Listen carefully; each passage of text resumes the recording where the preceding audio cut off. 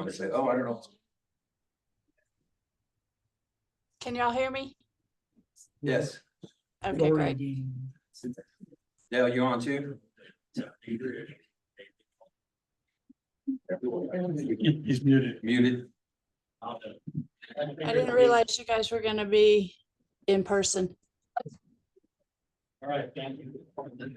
Sorry. You want to drive up here? Rescue you. Thank you. I'm doing great. How are you, Kurt? You heard? Yes, sir. Hey. Good day. Yeah, how are you? Hey, Armado, how are you? Yes, sir. Good. Streets look at it for. Getting quite a reading that yesterday. Yeah, you know, I. Bear with us. We're gonna start in a minute. 6th Street, 6 houses. Already remember, right? I had the address, but I don't know what. I'm not familiar with We need pictures. So it's one of the things we're gonna discuss, that, you know, it's easy to identify those areas. How we're going to do it. You got it. You got it. So you have to fix it, and then work it well. Works the town. If they're an issue, over now, that one. But anyway, it's gonna, I'm sure it's gonna be a point of discussion. This is the first meeting. For the. I'm going to work here. We can be pretty. I came down from back. Let's hope it's up. How are you? Good. Hey, man. Excuse me. Good to see you. You, Yeah, I'm gonna.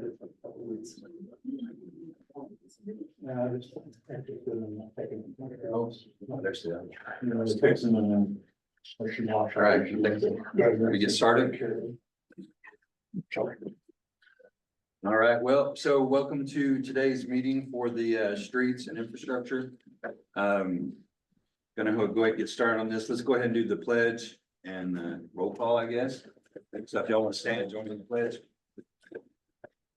I pledge allegiance to the flag of the United States of America and to the republic for which it stands, one nation, under God, indivisible, with liberty and justice for all. Thank you, guys. All right, roll call wise. Supposed to be here. Chuck now. Present. Yvonne Weber. Amy Oliver. Mike Maloney. Kevin Ricketson, I'm present. Lori Willis. Yep. Present online, and then Dale Blankenship, I think he's present online too, muted though. So, all right, well, so, I don't know, did everybody get a copy of the agenda, or has everybody got a copy they can look at, kind of go through? It's kind of, there's some up here, there's a pretty good list here, it looks intimidating, but it's really not that bad. So, I got one. I thought we might start with Kurt, if you could just give us a quick update on how the roads are going. I mean, just you don't have to get too much of detail. I know you guys have been fixing a lot of the trouble spots, repairing all that, and it looks to me like you're working on redoing a bunch of roads. I see trucks going everywhere. Yes, we currently, as far as projects, we have a RFP out right now for Sorry, Kurt. for 4 major projects where we will be, we're seeking contract services to place and compact the base course as opposed to having our staff do it. So staff can stay going with maintenance. In that process, it puts us on track to start the first of those projects on approximately mid-August. Procurement procedure for the material took 7 weeks. The RFP process will take 6 weeks, and then we'll be ready to start. That's contingent upon if we get some bids. The 4 locations initially identified were Sierra Blanca Trail, Sierra Blanca Circle. Approximately 60% of Calle de los Indios, lower portion of El Camino Real and upper portion of El Camino Real.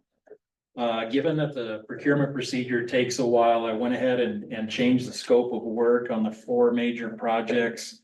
As opposed to having Calle de los Indios there, we'll be doing a section of Royal. Which, as we all know, connects the lower part of El Camino Real to the upper part of El Camino Real.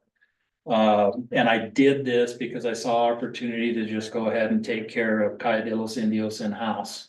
That's a project we're currently working on and could potentially be done with it tomorrow. Oh, yeah. It's coming out really nice. Yeah, I've driven up there. It's really nice. Yeah, it's coming together good.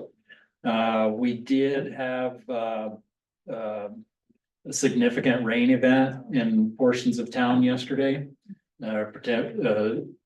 Basically right through the center of town, east to west. You know, I would say that try not to get into too many war stories in this update. I happened to be on San Mateo when that storm hit and had to come to a complete stop because I couldn't see. I was on my way to the Calle de los Indios project, and when I got over there, there was a vehicle in front of me and dust was coming up off the road. So it was a very isolated event, damaging actually. So today, a lot of the focus is on trying to mitigate some of those damages and get ready for, we could potentially get another event like that. If I had to estimate in the 15 minutes when it was at its height, we got well over 1 inch of rain, I fully believe, in 20 minutes. Was contacted by the resort. They were getting impacted by some issues as well off of Camino Real, one of our major cross culverts that was clear before the storm was completely plugged in 20 minutes. Anyway, so that's, we're doing some damage control today, but again, going back to the projects that we have out in RFP, we found that in doing these larger projects in-house, it literally ties up all of our assets, because I've got to take a guy out of a motor grader and have him in a water truck and so forth and so on. So if we get into a project that's too extensive or that takes a bit of time, then it pulls us away from regular maintenance duties. So that's where we're at. We are trying to address issues as they are identified and come up. We really appreciate the input and feedback from the public. We do have our roads separated out into 3 different areas based on the fact that I've got 3 different motor grader operators. So to give them ownership of their areas, they each kind of have their own zone. And so yeah, we're just trying to stay on maintenance of the road. There are issues widespread all throughout the village. We our attempts, our priority this spring was to try to get out and just fix as much as we could with material that's on site, try to work on road structure. There's been a big effort into clearing out culverts, particularly cross culverts. We have a significant number of driveways within the village through age, lack of maintenance, poor design, many different factors that have real negative impact on some of our roads. Right, and that's one of the things I'm going to cover here too, is that. Yes, good. But also knowing that it needs to be understood that there are some of these driveways that were working fine until our road deteriorated. And it's kind of hard to describe in full detail, but plain and simple, there's driveways you can tell that when they were put in, they probably worked fine, but our road elevation has dropped in some places by a foot. It should be known that we have areas that the material on the roads has been depleted to the point where dry utility lines, which are generally buried more shallow, are exposed. There's not a whole lot of places like that, but that's an indication. I've seen one on Back Basin where it's like Yeah. that, yeah. you know, that the road profile is dropped by at least a foot. When we see that. Erosion and migration of the material on roads is something we're always gonna have to contend with. The biggest issue in going back and trying to repair some of these roads is that there just isn't material on them to do it. And I'll use Sierra Blanca Circle as a good example as to why this was an area that I identified that we needed to get more material on. Is when you drive it, you can literally see the subgrade is bedrock. There are sections where there is absolutely no base course. And this is a section where the drainage is actually pretty decent. There are a few impactful driveways. But it's also a place where the driveways were probably not as impactful to the road when the road was in good shape. So we've just lost so much material off of it. And, you know, that's a good example. If anybody wants to take a ride around Sierra Blanca Circle, you can see that bedrock. It should be noted that on the lower part of El Camino Real, probably the busiest road in the valley. There are sections on that road where you can see the bedrock, where there's no base course. So that's where we're at. Okay. Yeah, well, thanks a lot for the update there on that. I personally feel like you guys are doing an excellent job. You know, our committee here, I mean, we're to help improve things and those kind of things. I don't think we really need to be riding your back on a lot of stuff because I think you got it under control. I think you guys have got plans in there. Where I would like to see this committee go though, in respect to the workers and the work you do, is develop some way of getting out what you're doing more to the people, you know, more communication, a newsletter or something like that. I don't know. You know, a lot of it would take input from, it'd take time from you guys, you know, because you got to give but I mean, look what you do now. You give this same update in about 8 meetings a week or something. Yeah. So Yeah. that's what I'm saying. It's something, if we could develop something that just kind of keeps everybody up to speed on, you know, so if I have a question about what are they working on today? Why are all those trucks going up, you know, down Pine Way or whatever? I can go somewhere and I can see her. I know what's going on and stuff. So we might try to, I don't know what that is, but.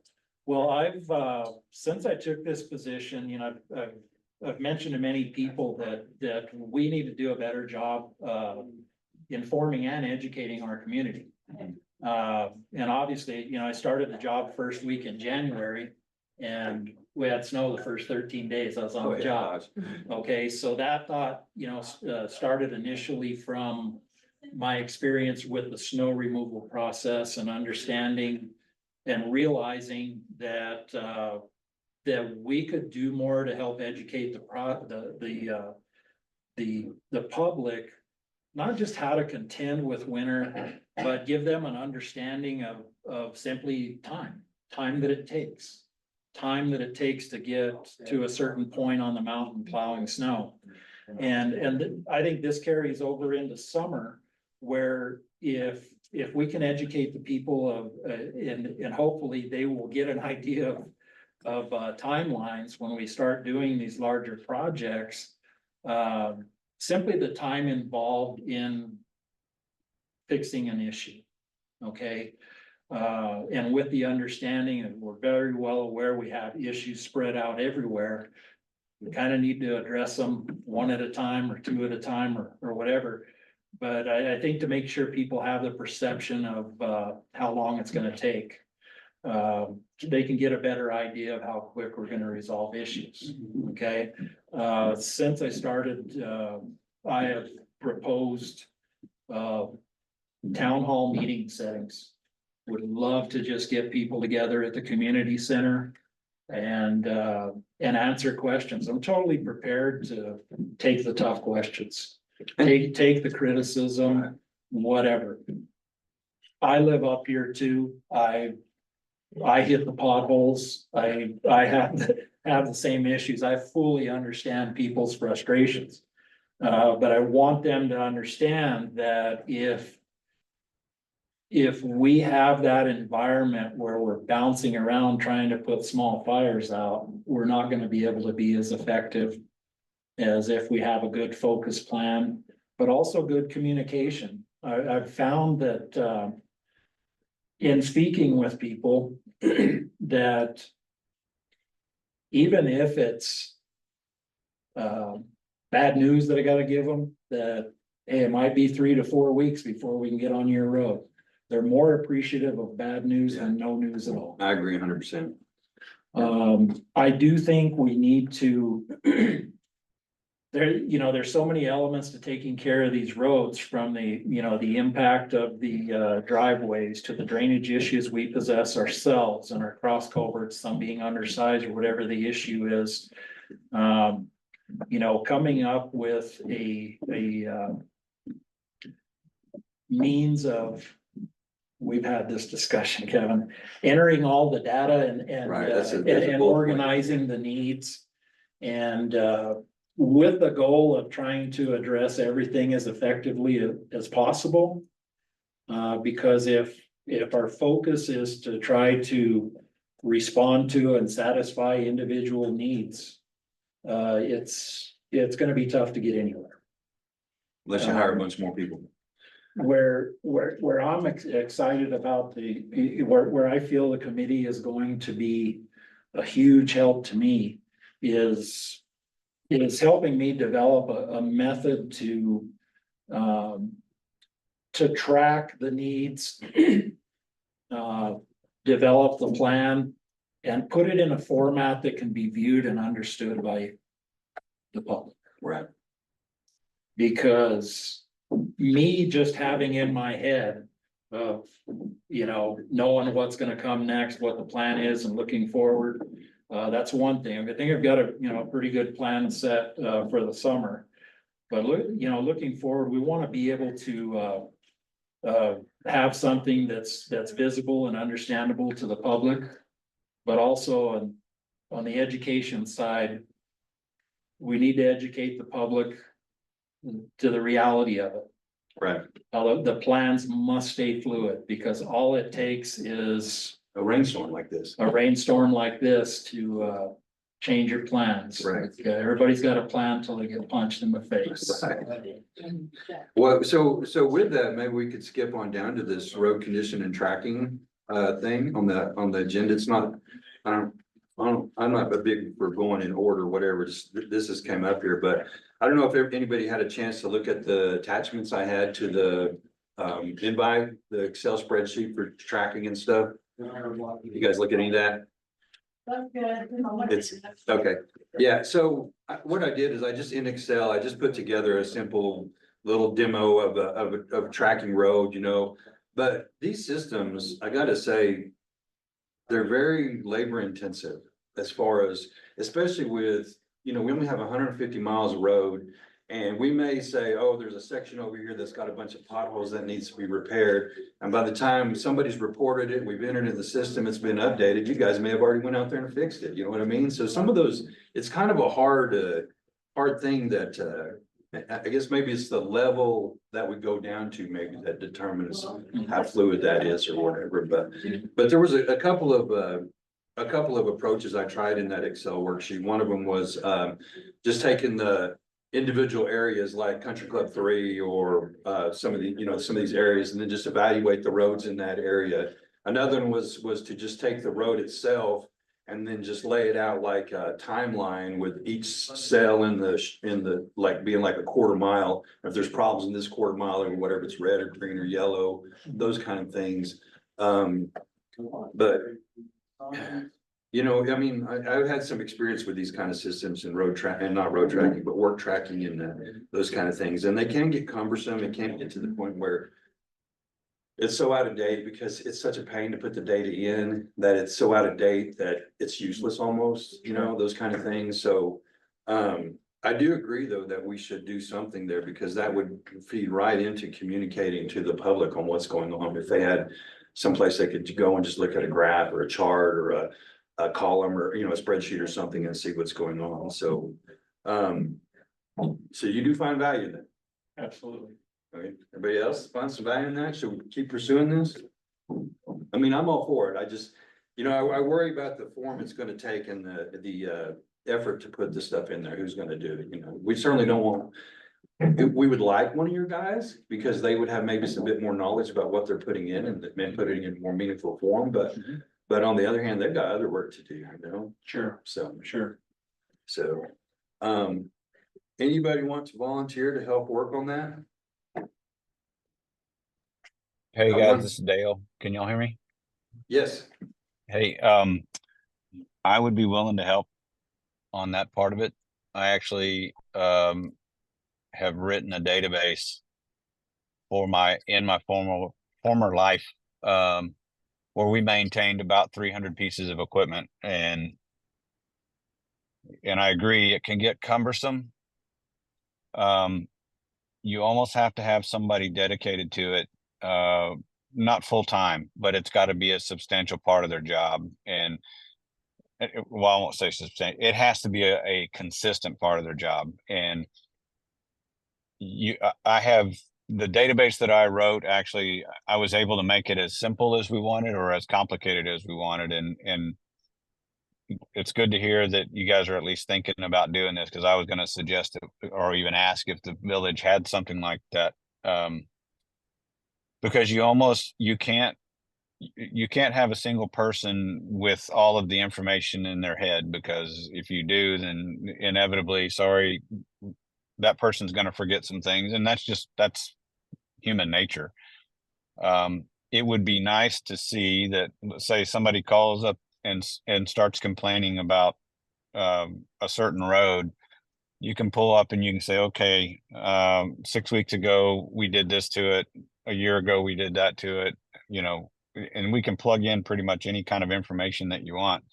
right. That's where a database actually can be really helpful, because you can have it remind you, you know, whatever your time frame is for standard maintenance. And I apologize, I'm not terribly road savvy, but I'm maintenance savvy. I've done I basically maintained 150,000 square feet of buildings with almost 200 air conditioners and every plumbing system you can think of, and you know, roof systems and all that. And so it's very nice for it to come up and say, hey, you haven't cleaned the filters in building B in 6 months, and you need to do it. And we could apply that same exact thing to roads. And I would need help in coming up with the terminology and things like that, but I can actually help you write a database if that's something that you guys are interested in. And I basically could do it free of charge. It just means, though, that the village would have to commit to buying the software and using that database. What software would that be? I use FileMaker, and it's a custom, it's a database program, and it's just, all you do is buy the software, you buy the licenses by the year, and it's not terribly expensive. Like we spent about $400 a year for 2 people to be able to log in at the school where I was. And it was, I mean, the numbers of pieces of equipment and or roads or all of that are limitless. Millions of pieces of data if you want to do that. Okay. Well, yeah, we don't have to solve this here, so that's maybe something we can look at, Dale, but it's okay. So Dale, you're willing, and what was your last name? Denton, Detten, first name Tim. Okay. If I may, you know, what he touched on there, and where I see this data being very helpful and critical, not just in planning work, but planning projects, but also informing the public, is maintenance intervals. You know, to understand that we have actually a pretty significant number of roads that after winter, you know, you do your first maintenance run on it to kind of make sure drainage is good, so forth and so on. May not have to revisit that section of road until later in the summer or in the fall. And then we have sections of road that we try to maintain every other week and find that the need to maintain them is weekly, which is, I don't want to say impossible, but very tough to do. And again, we use El Camino Real is an example of, with the amount of traffic that it has and excessive speeds and the factors that exist with road structure and lack of material. I could put a motor grader on that once a week and it probably wouldn't be enough to keep it smooth all the time. So in identifying those areas that I feel are to the point where they just need nonstop constant daily maintenance, then my goal is how can we fix this road to where that maintenance interval is every 3 weeks, Right. as opposed to weekly. Right. So it's helpful there, but also, to get the message out that there are some roads out there that once they're cleaned up in the spring after mud season, we don't have to worry about them a whole lot. And what this helps, I think, is with the public perception that, we have the discussion on mileage of roads, let's say 110 miles of road. And I'm not trying to sugarcoat anything, but the reality of it is not all 110 miles of road has to be redone. Okay, I want to keep our hopes and dreams alive that we can get the roads good. And, but everybody needs to understand that not every single road really needs it. We want to hit the roads that need it first. I'm stating the obvious.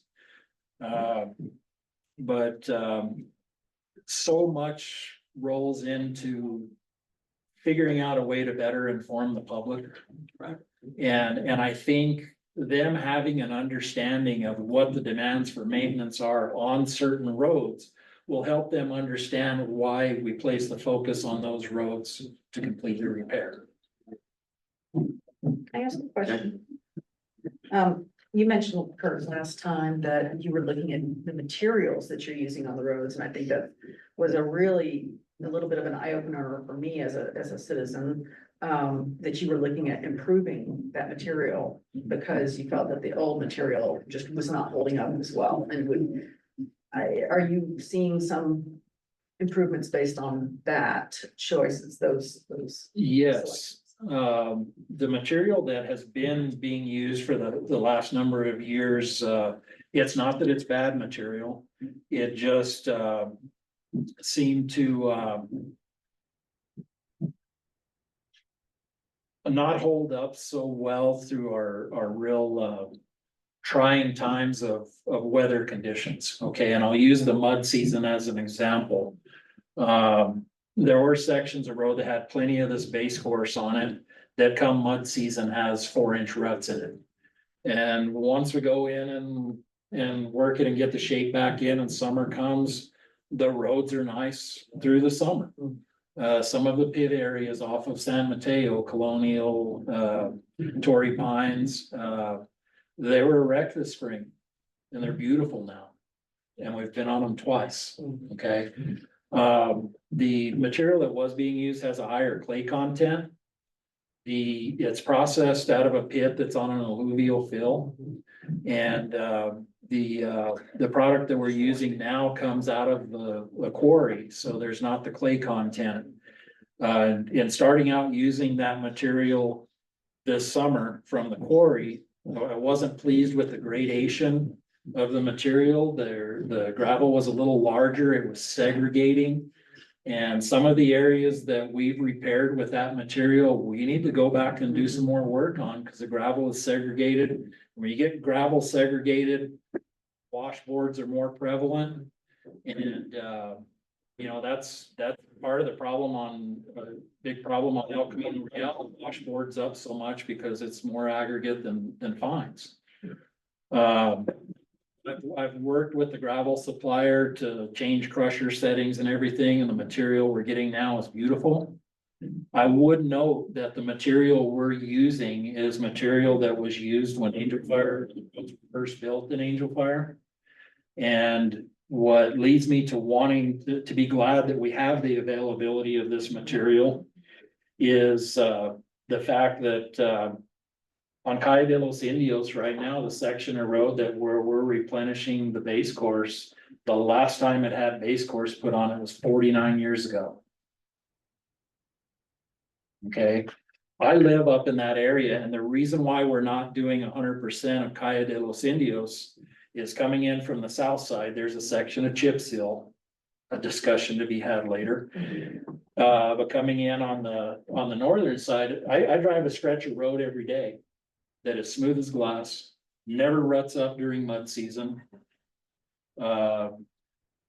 Just never have any problem with, and it's That's what we want. 49 years. You know, it's gonna take time to develop Yeah. that material, but particularly on this side of the mountain, some of our best sections of road are also some of our oldest sections of road. And it has to do with the type of material we're gonna use. Our biggest issue in most areas is just road structure and drainage, undersized drainage and lack of maintenance from time to time. Okay. Okay, well, I'll work with Dale and Tim here to keep going on this road, because ideally what I think what would be nice is if we had some kind of a updatable thing, and then so when you came to these meetings, all you had to talk about were the exceptions to what's going on. You didn't have to fill everybody in. Sure. You know, you just had to say, okay, this week we have an exception to what we had planned because of this or that. That's, you know, that's where I'd like to get with this. Yeah. Okay. If nobody's got any objection, I'm gonna move on just a little bit here. We've been talking about Kirk's role, the city's role, their, you know, all their stuff. But I think that's only part of the equation here. The other part is our role as citizens and homeowners and owners of these roads. It's not just the streets problem. You can't just shove it all up on them. I mean, these roads live and die by our actions too, by how we maintain them, how we drive on them, how we put culverts in them and those kind of things. So one of the things I'd like to focus on too then is the homeowner's role in all this road business. And to maybe further that, I saw this booklet here, the Firewise booklet. I don't know if you guys have seen this yet or not. It's really pretty nice. It's got some good illustrations and, you know, good hints and all those kind of things. I'd like to develop a similar thing for our roads, where people can pick this up, they can look and see how a road is built, what goes into it, why their culvert is tearing it up, or, you know, the things that they can do, the things that are in their control to help us maintain our roads better, because I mean, you can't just shove it all up on the streets all the time, because I mean, so that's what this homeowner's role business is here on the agenda here around this information book and booklet. And I found one online here, this dirt and gravel road best management practice, and I had it attached to the meeting notice too. And so I started developing one for us kind of based on this, because this thing is pretty darn good. So I'd like to keep working on this. And like I say, it's something that eventually that we can get out in this kind of a format that people would really pick up and like and understand better. So any discussion around that? Does anybody think that's a terrible idea or? No, I think that's a great idea. I live up on Army Hill and I just completed putting 2 new culverts in, Sky, I don't know if you got any Sky locally, where they're the open grate top, right? So, and they're great, they're wonderful. Yesterday, I had no problems with all the rain. We were right in the middle of all that rain and got a lot of good rain. There are 6 houses on Armijo that are the infractors, okay, when the stuff runs across. If those 6 would fix their culvert and get the ditches fixed, I think you wouldn't have to mess with Armijo for once a year, maybe. But how do you get those people to change that? And Kurt, you mentioned that the road base has been reduced. And I suspect that material's gone into the drainage ditches. So now they're full, which impedes the flow where the water comes out over the road. So I think 2 things is, number one, going and getting the ditches reestablished or moved out. And getting the homeowners to make sure that their culverts are clear and drain underneath, and that they divert the water off, not straight off or drives off of the road. I think if you fix those problems, I think that fixed it. It helps them guys out a lot. It helped you guys out a lot. Well, I know I've spoken with Mr. Ricketson about this before. The challenge of how do you address that driveway that's impacting the road? And as I've had the discussion with many people, as a contractor up here for a lot of years, so I saw how that issue was attempted to be, how they was attempted to address that issue in the past in two ways. Neither one of them were successful. One was to show up essentially as the authority, a show of force saying you have to do this. It helped in some cases. Some cases people were like, you know, you fix your road, you solve the problem. So there was pushback. Not a reason to not attempt it or not enforce, or, you know, make sure the rules are enforced. The second method I saw, which was very short-lived, was if there was a driveway that went out into the crown of the road and was impacting the road, they would just rip the culvert out and tell the owner, you gotta fix that if you wanna get to your house. Well, that was very short-lived, and you can imagine. I fully believe that there are a number of people out there that don't, even though they drive over it every day, don't realize the impact that their driveway is having. I think you're 100% right. And I've actually just recently been able to confirm that where, you know, seeing a person and stopping and having the discussion with them because they had called and complained about this rough spot in the road right by their driveway. So I said, well, I'll meet you up there to look at it, and went up and was able to explain to them how it was actually their driveway causing the rough spot on the road that they didn't like. But I also found that their response was, oh gosh, who can I call to fix this? So what I'd like to propose, and I think it needs, happen here pretty quick is, well, it's not gonna happen quick because there's so many of them, but if we can identify all these driveways that are having a negative impact on the road and determine that it is solely from that driveway and not the fact that the road is shrunk down or anything that we've done wrong or been able to achieve.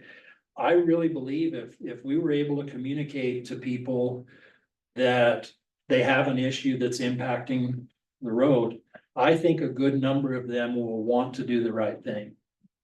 I agree with Kurt too. I think, like you said, a lot of them are out there, they don't even realize it's their drain is causing the problem, or that they're responsible for it. And even if we do tell them, then they don't even know what to do about it. They don't even know what specs, who to use or anything like that. So, yeah, but I agree with you. I think there is a huge slew of people out here. If you just pointed out the issue and told them how to fix it, they would get it fixed. We need to understand that something that is so clearly obvious to us as an issue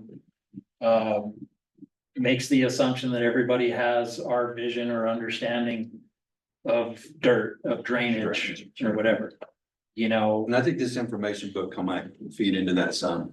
One of the things in this one thing I had a bunch of specifications. For example, if you're gonna put a culvert in, here's some of the things you need to look for, or a dip in your line, get that information out there to those people so that they can say when it's pointed out to them or they realize that they have an issue there, they have an inkling of how to solve it. Or if somebody comes and says, yeah, we just throw a pipe in there, then they can say, well, what about this? What about that? That kind of thing to help guide them through there. I don't know if it would go as so far as to have like a stock design for a culvert, because they're also different. So many angles, the way they meet, the width of the ditch, all that kind of stuff. But maybe the basics around good culvert installation and maintenance, that, I think that'd be part of what's in that information book to develop. So. The other might be I'm sorry, go ahead. A method of cleaning out the culverts, and I don't know what exists, if there's somebody that's got an auger that can go in the existing ones. It's usually a chain tied to it. Yeah, tied to a tire. Yeah, Really? I don't, like mine are so clogged, if you could clean those out, that may be a less expensive alternative for people, We have a machine, it's called a portable, that using high water pressure jetting cleans out the culverts. Oh, wow. Our biggest attempts, or biggest amount of effort lately is just clearing the sediment away from the inlet and outlet of culverts. It's Okay, built up. I will say that we are needing a part for our portable that we thought we would have by now. But once we get that, we've cleaned out quite a few culverts that we've done what we could on the end. Some of them have flushed themselves out once we cleared the inlet. Some of them just need to be jetted. Some of them in driveways, we have to go with the metal detector and find the culvert, because you don't even, there's, I can cite one in particular, it's an 18-inch culvert and it's Invisible. invisible. So, now the question that comes up is if there's a culvert going across the driveway that's constantly plugging up due to poor installation, you know, that's another tough discussion to have. Well, who's responsible for keeping that culvert clean? I myself have always maintained my own culvert. There were people that have the argument that it's up to the village to maintain those culverts. If it's damaging the road, well, then they can clean it out. The harsh reality of it is we need to figure out a way to get it done. To get it done. Because plain and simple, we can't have somebody that moves here from a concrete and asphalt environment and have any idea what it takes to keep their culvert maintained and clean. Right. This is just another thing that I want to approach with my general attitude of, instead of looking for reasons why to not do something, try to figure out ways to do it. And plain and simple, in my eyes, in my opinion, and everybody should know, it's not worth my time to get into the argument of, hey, should we clean this out for the homeowner, or should the homeowner clean it out? If it's impacting the road and it needs to be addressed, I'm more for, guys, let's clean it out, let's get it working. But the discussion does, if the poor design creates a situation where every single rainstorm, we're going to have to go clean a culvert out.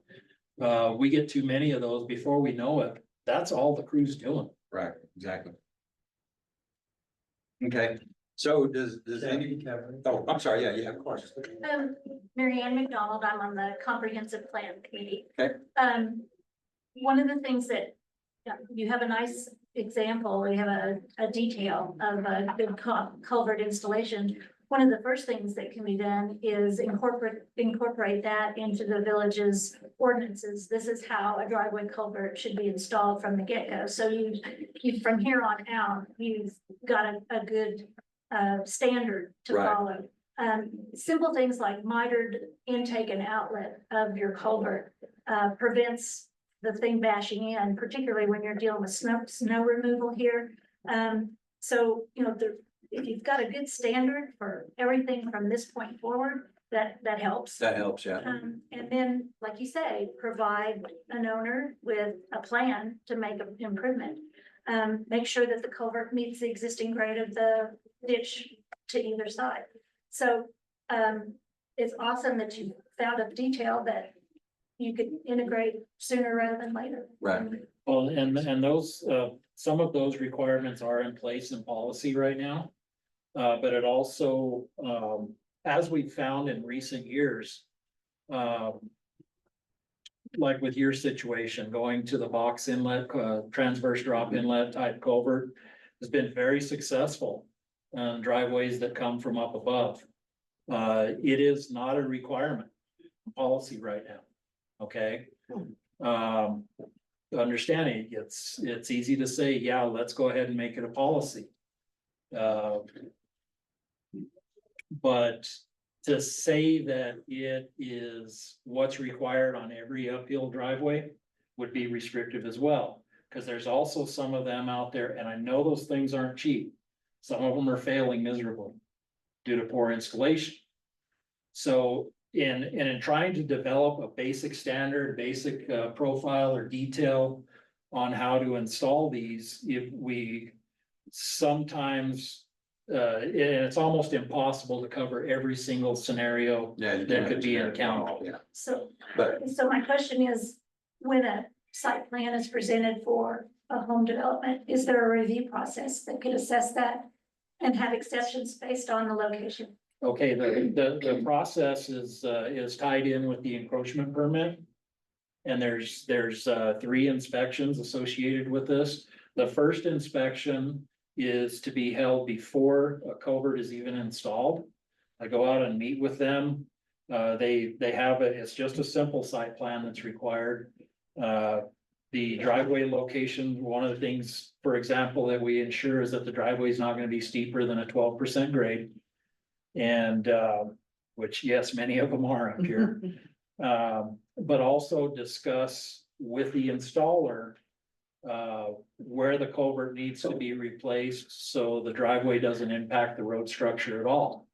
We want the finished elevation of the driveway to meet with the hinge point on the lane and the force slope. As opposed to going out into the ground of the lane. And in this process, that first inspection is when we have the discussion of what needs to be done.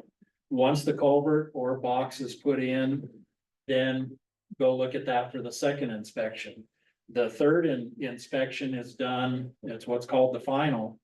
And I should back up and say that this process involves a $1,500 deposit. Where in a $100 application fee. We take this $1,500 deposit. So if at the third inspection that it doesn't pass, we hold on to that deposit until they make sure that it works right. Okay.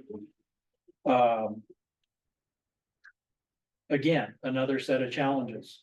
I asked for the full list of active building permits. And found a number of them that didn't have an encroachment permit. Okay, now we have a code enforcement officer, we're following up on that. There are culvert installations at existing homes that people have not obtained encroachment permits. Some people don't know that they're supposed to. It's pretty common when we get a new builder into town, they're kind of surprised by the need for an encroachment permit. That's what we have in place to ensure that a driveway and a culvert is installed properly right now. It just may, we need to, I think it needs to be refined, and people have called me because they, at some point, a lot of the contractors were put under the impression that the transverse drop inlet box culverts were now a village requirement, I'd heard that. I heard Yeah. That was a too. requirement. but it's not in policy. And if we want to make it a requirement, we have to put it in the policy. But everybody, all the contractors that, dare I say, are worth their salt, that have informed me that, hey, we were told this was in policy. When we go up and look at the project and I tell them, what, that's your absolute best option. That's what they're doing. So as I'm telling them at this point, even though it's not clearly there and in policy, in many cases, it's highly recommended. And most people are more willing to do the right thing from the get-go to eliminate a battle later on down the line. But I would really like to hear opinion from the committee members if y'all feel that we should make it a requirement, knowing that locks us in to where every driveway coming from an uphill direction has to put one of these in. And what we're doing is making a requirement, and a cost difference that's a few $1,000s. We want to do the right thing, and hey, if this is what it takes, What's best for our roads? exactly. I think that's where the decision needs to go. Maybe it's a requirement to use that kind of a system unless you have a better design with a different one that you could get an exception for, something like that. But I know, there's a guy building a house up here, I know that they told him he had to have a culvert. So he went and he bought a culvert, he kicked in the ditch, he put some dirt over it, he's done. That ain't right. Yeah. If we were going to make the box culverts a requirement, one thing that I think would be beneficial to tie into it is select a range of percentage of grade on the steepness of the road, because we have, and Armijo is a good example, we have some homes, they might be on the uphill side of the road, but it's an elevation change of a few feet. Where, you might have maybe up to a 5% grade on the road. The driveways with the, 10, 12% grade. I've seen the areas impacted on Armijo and I've gotta say, I came down Back Basin Road an hour and a half ago and hit one that almost put me into the roof. And it's a longer driveway, but also the very steep grade. So one thing that could be considered, if we do have a box culvert requirement on an uphill grade, specify, is it on a grade 5 to 12%? Is that, or is it just across the board, any uphill driveway? Something we would have to discuss. Yeah, I'm, Opinion on. we go ahead and table the rest of this one here, because we're starting to get down to some details. Go ahead. Yes, I think, a lot of citizens want to do the right thing, property owners. I think if you guys would get an approved vendors list together to suggest where they might go and have communications with these approved vendors on how they price things and how they do stuff, because they can be all over the place. I talked to a guy about the boxed, culverts, and he was like $15,000. I ended up getting it done for half that and did an excellent job. So I think if the vendor, you got $1 per foot to put them in either culvert or the box, that people could go to them, make the selection what they want to do and have an idea how they could do it. I think they'll get it done. But if you leave it to them to go find somebody to do it, they have no idea. I have no idea. So I'm gonna go ahead and table this one for the next workshop meeting, and then maybe we can really dig into it, like that may be the focus, the whole focus of the next workshop meeting is just this culvert issue, so. Please make a note of generating Vendors list? edit vendors list. Yeah, I have that vendor list, and then also a generic standard. Well, the thing is, what I would like to create, because to just put people on the vendors list that we think are good guys and have done good work. We really, in all actuality, for it to be legal, we need to create some kind of vetting process. And what I envision is being able to do some kind of presentation where we go over all the elements required for installing the culverts, and for a contractor to be able to be on this list, they have to attend this meeting. Yeah. Great idea. I'd like to do that because we've been asked for snow removal recommendations. We can't do it really because we're really not allowed to. But if I had a meeting for snow removal contractors and basically went over the do's and don'ts, then we could put their name on a list.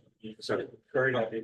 I'm glad you brought that up, because that segues right exactly to the next thing I want to talk about, and that is the damage that's done by snow removal.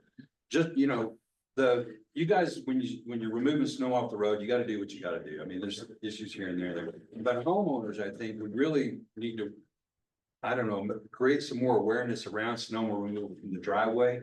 And I would even go so far as to propose that if somebody's gonna be doing snow removal here in Age of Fire, they need to attend some kind of an orientation class that kind of alerts them to do's and don'ts. Don't do this. Put your snow uphill of the same direction that the plow's going, those kind of, don't push it out in the road, those kind of.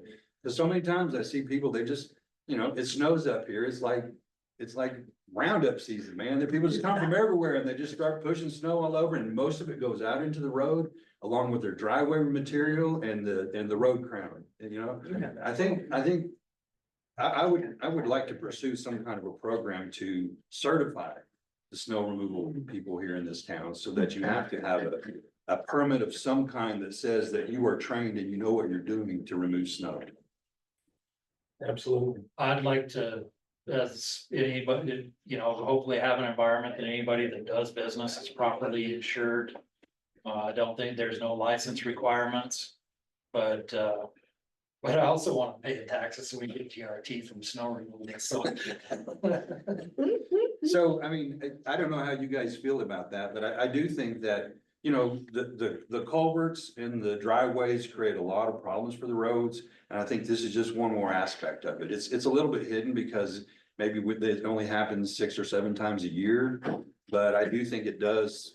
No, I mean, I've had issues with snow removal uphill from me, and the paid snow remover just, pushes it into the culverts, and it just goes down the road and just fills in. Well, and when they push it in the melts. culvert, it melts, it freezes, it blocks the culvert. Yes, all kinds of issues with that, and that's. Either ice dam.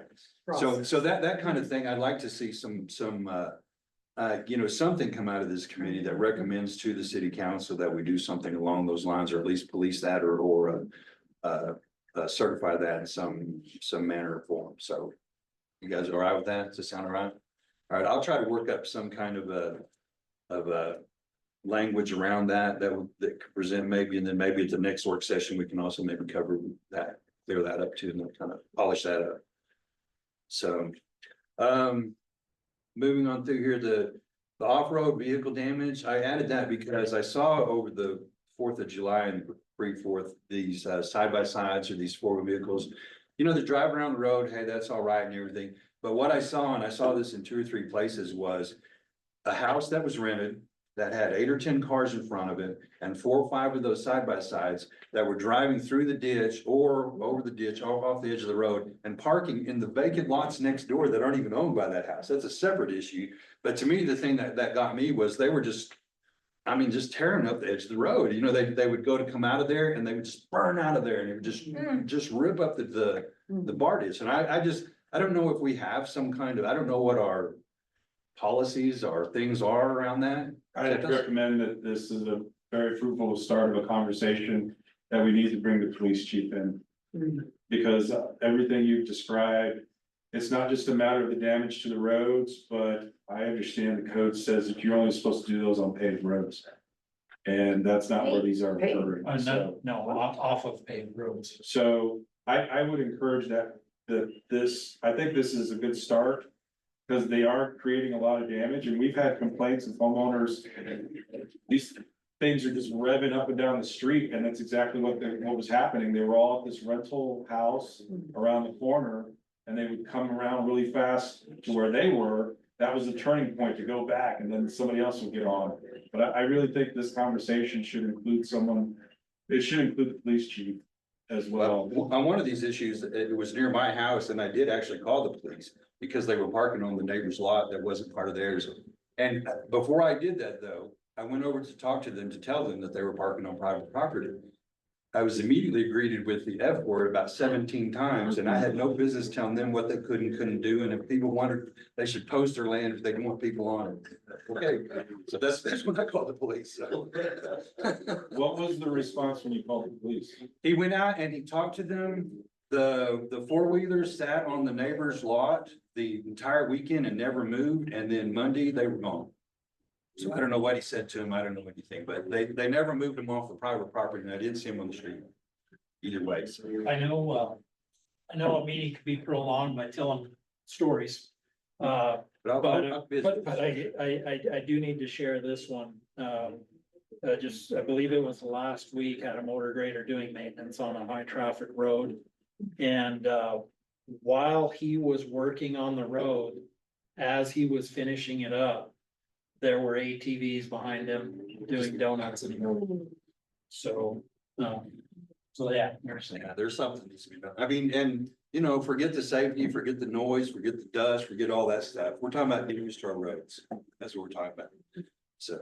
Would potentially a little public education in letting these people know that we got 1 million acres of national forest very accessible here, and that they could do actual off-roading as opposed to riding an off-road vehicle down the street.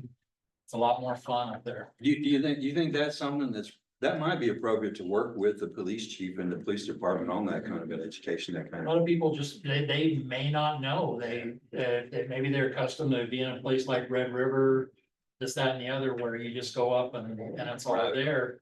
I think, and some people will ask, where's a good place to go, but, again, it means to get the information out to people. Yeah, I think that a lot of these are rentals, people coming in and they're not familiar with it. And I think the responsibility ought to be on the renter. At the point of rental. Yeah, and that if they're gonna have, have rules, that here are the rules that are formative. Santos? Yeah, I just got feedback on that we should probably coordinate with these property management firms that rent out these Airbnbs. My understanding is they've got notices of, hey, where you're supposed to take the garbage, things like that, when you leave the property, that, oh, by the way, ATVs, these vehicles aren't permitted. Okay, I'll keep pursuing that a little bit, maybe at the next meeting, present some of that, if it needs to go further with us, pull in some more resources. So. Okay, then moving on down here, just kind of running a long time here, but the water and sewer improvements, that's kind of part of our bailiwick too. I kind of feel like the water part of it with the new meter installation, that's gonna maybe reveal a lot of issues to us that we don't, you know, the undersized lines, low flows, those kind of things that we don't. I kind of feel like on the water, we should wait until the meters are in and we start getting information on what that system is telling us before we start going, making any kind of plans along those lines, because that's already up in the air enough, I feel like, so. The sewage, I would like to get some drawings of the sewer system, so we could actually see where it goes everywhere and where it's proposed to go, size of lines, all that kind of stuff. I don't think, Santos, is So that? we have a digital map that's available, but it's not accessible to the public. We've also asked our on-call engineer surveyor. There's a missing gap because the sewer mains go up 434 and then they take a left on Freya to service the RV park. That main was not included in our digital system. So we've asked them to upgrade our maps so we could at least see the full network. I will say, in a rough estimate, we've only got 7 miles of sewer, but we've got like 130 miles of water mains. And extending the sewer main network it would be extremely helpful to help us make sure we keep financing the upgrades that we've done to our sewer treatment plant. So Can we get a hard copy of that, of whatever's available? I'll see with Dennis Engineering after they upgrade our digital maps, if they can give us a hard copy map. Once that's in. Okay, I just feel like for communication purposes and getting it out to people, what's there, I mean.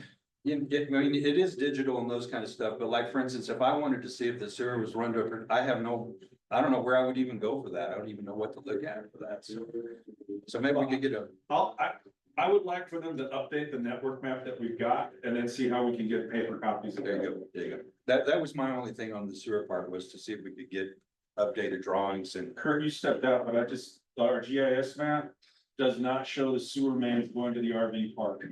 So I've asked the Tappan's group to update our digital maps. Yeah, Allison confirmed she got that info from you and, Cool. and it sounds like she has it put together. So I recommend after they do the updates, then we can look about making copies to show what's in the network now that it's been fully updated. I wanna, see if they can generate a map that has a good good keynotes to it. It's in their process and their asset assessment. To have all of the keys to understand what's there.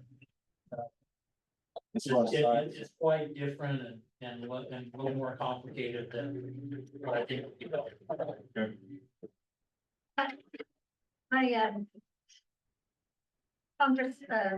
Councilman Humbert shared with me a printed copy of a meter map, and I did kind of a review of that. I've And got that here, so yeah.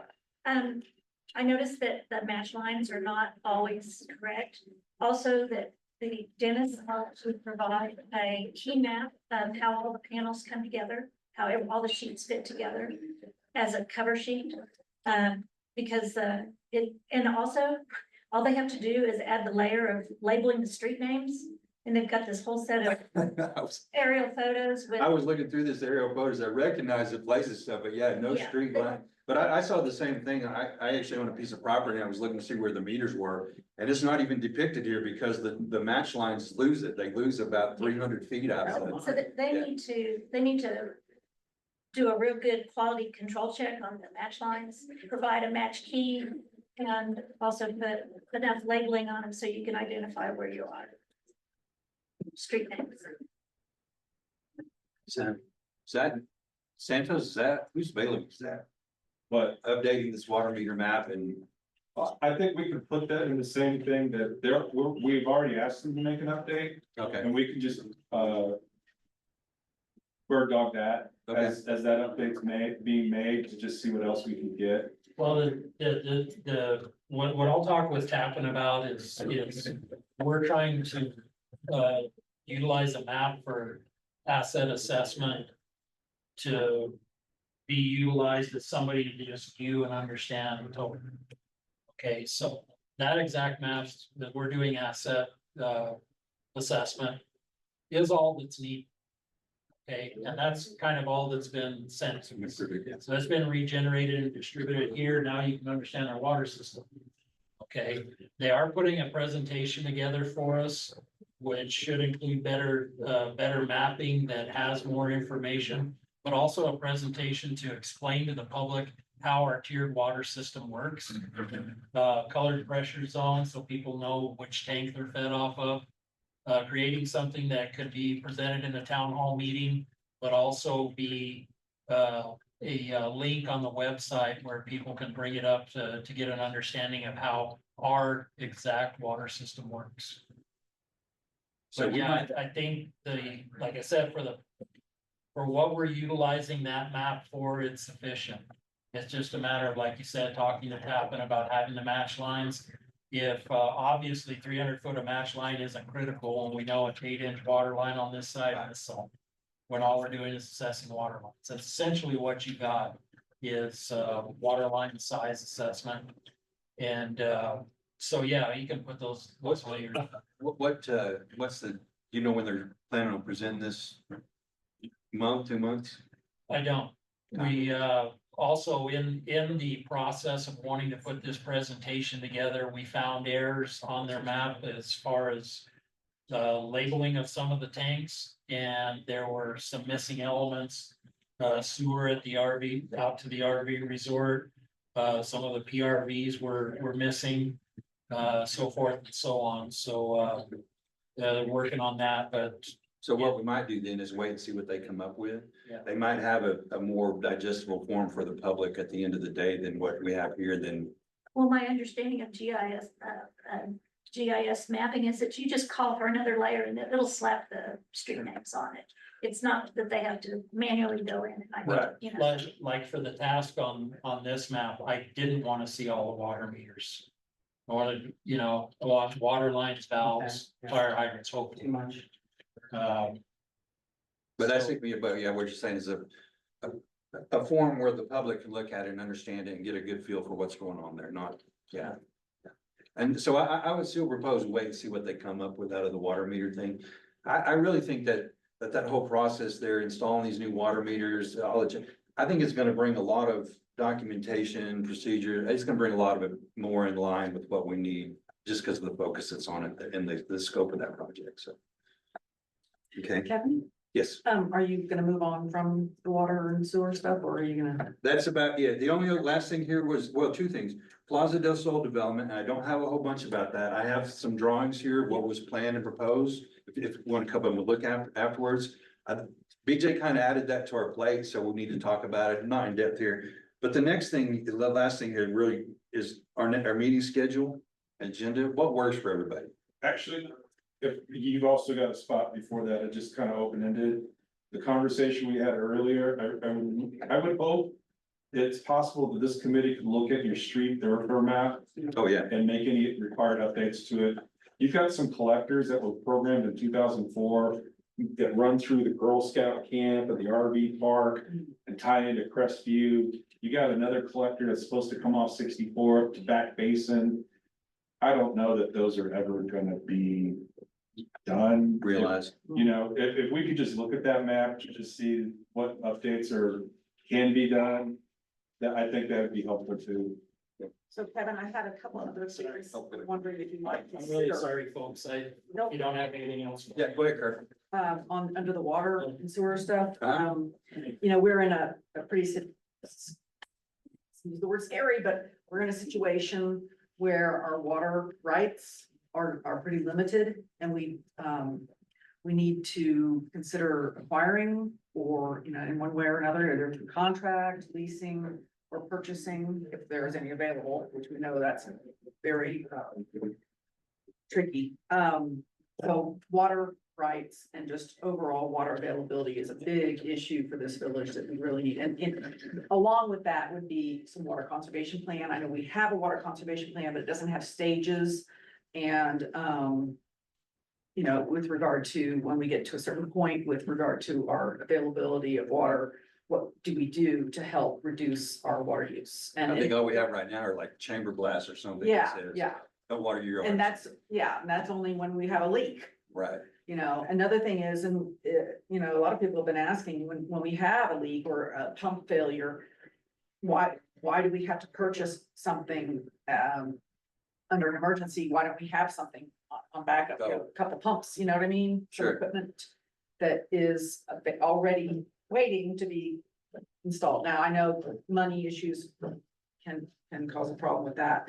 And then water tank storage, I know that they're replacing some water tanks, and we just kind of want to track what they're doing, as well as where they have issues with water tank storage. I know they've increased the water tank storage in one or two places where it was really needed. Be really kind of good to know right. where in the Yeah, future. along those lines, I kind of almost envision my map, in my mind, a map that's almost like a subway map. It shows a tank and then it shows the streets and that, you know, it shows so people can look and see, oh, my water comes from that tank. My Yeah, water well, comes there's from that. over here, those kind of things, so. I People mean, they tell me really, now, tank 7's down. I don't even know what that means. exactly. Where is it? We don't have no clue. And then you covered all the other things. So, Okay, yeah. And we wanted to look at, you know, evaluating the efficacy of using wastewater. You know, I think they're getting some benefit, some credit for the wastewater that gets discharged down the creek into their storage water Right. rights.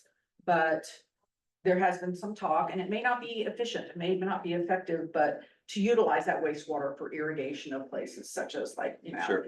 Yeah, I've heard some discussion around that water too. Not sure that, who owns that water after Oh, these are things? no, Is it still does ours? not go back in the creek, it is still the village's water. Right, But if they're getting credit for it under the water right, what's the difference? Yeah. You know, at that point, it doesn't really matter. Okay, so, and then. Yeah, anyway, that's kind of the thing. okay, I do come in with one other thing, and it has to do with drainage and how it affects our wetland environment. And, it's just one more piece of the puzzle that people can understand. You know, when your road or the roads don't function as they're supposed to, or your driveway, that sediment ends up somewhere, in our wet. exactly. And it also fills up Eagleness Lake, and then you have no more storage for your water rights. I think that's a good one to put up here in this information book Yeah. to talk about too, About building. Yeah, cool. Some of that can be controlled with, you know, erosion control devices during a construction project. right. Pretty easy to put up. You know, Well, and even in our current drainage system, you know, we have ditches everywhere and stuff. And occasionally you will see a little trap to catch sediment, but you don't see them all over. No. And I mean, that, you know, It would make a big difference Yeah. for the road, it would make a big difference for, you know, the amount of sediment going out. I agree 100%. On that line of information, the Wetlands Committee has got a grant and they're working on sediment and all of that. So it might be something we can coordinate with them as well. Yeah, awesome. That's me. That's you, oh, okay. Thanks, Lori. Well, so as we develop more about this book and this booklet, and honestly, where I'm at the point where I need to start working with somebody that takes pictures and knows how to lay these things out and that kind of stuff. And then, but yeah, I think that's a good thing to add in there is, you know, it doesn't just stop when it runs out of your driveway. It continues on and here's the, yeah. Okay. So, scope of committee, are we okay with what we're working on here? Now, anybody feel like we're off base, something else we should be working on? I don't know. We're just a volunteer committee. So, and then the meeting schedule. So I have a meeting on the books right now for August the 8th, I think, August the 8th at 10:30. Is this a good time for people? I know a lot of these meetings happen at 5:30. I personally don't like that. But I'm retired, so I can do whatever. But so what, does this time work for you guys? 10:30? Should we change it to a better time? I like 10:30. Dale? Dale don't care. He's retired too. He's muted. 10:30 is what- fine with me. Okay, So I'll leave that one on the books there, and that one will be, that one's not a workshop, that one would be a bit more formal meeting. And that's where I'm gonna write up some Yeah, of this this. is and- Dale. Anytime works for me. Sorry. Oh, no problem, man. And then I'll just, so what that meeting will kind of be just to formalize what we're working on here, so other people know about it. And then I'll present that to the city council as well, so that they're aware of what we're working on and can approve that. So. All right, I think that's where we're at here. I think we got Dale and Tim working on the road tracking thing, and I can jump in there too on some of that there.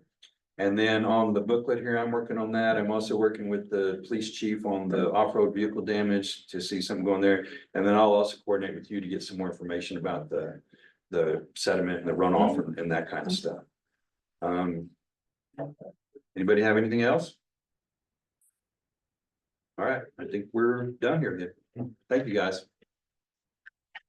So it's a little exception on there. You want an email address? I mean. Yes, sir, please. That would be awesome. Captain Tim, We call it out. I'm here. My parents are in town. So, I'm here about 5 months out of the year. Oh, okay. So some of the meetings will have to be Remote. remotely, plugged in. So I'm really not too worried about that. and I'll help when I can. Okay. You know? And I'll That's what do we a- need. We're all volunteers. Yeah, you know, I was, in a past life, the chairman of the Stemmons Corps My thought would Business be, if Association you in get Dallas, X amount of square which feet. consists of the Dallas area along the Stemmons 35. Yes, yeah, I think I did it. It's a pretty big area. And what we did, we had volunteers, from each area, like a street, a group, like it could be a street. Like a neighborhood. Yeah, yeah, and so they were the contact for anybody that had street issues or whatever, and also they would go out once a year.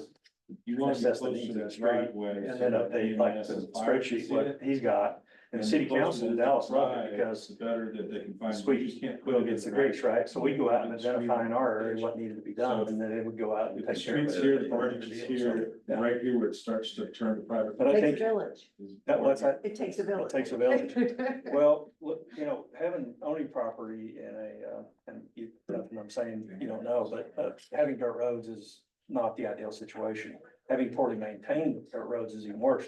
So I think property values would be greatly enhanced by well-maintained roads. Right. Yeah. And I think that's the key there. I mean, a lot of times people think about streets and whether, oh, we gotta pay them, we gotta pay them, we gotta pay them, but we don't always have to pay. As long as they're serviceable and maintained well, Will not exceed 4 They're okay. square feet. Yeah, and the pavement, the asphalt has its issues Yeah, as it well. just creates a lot of stress. Yeah. You want a phone number here? Yeah.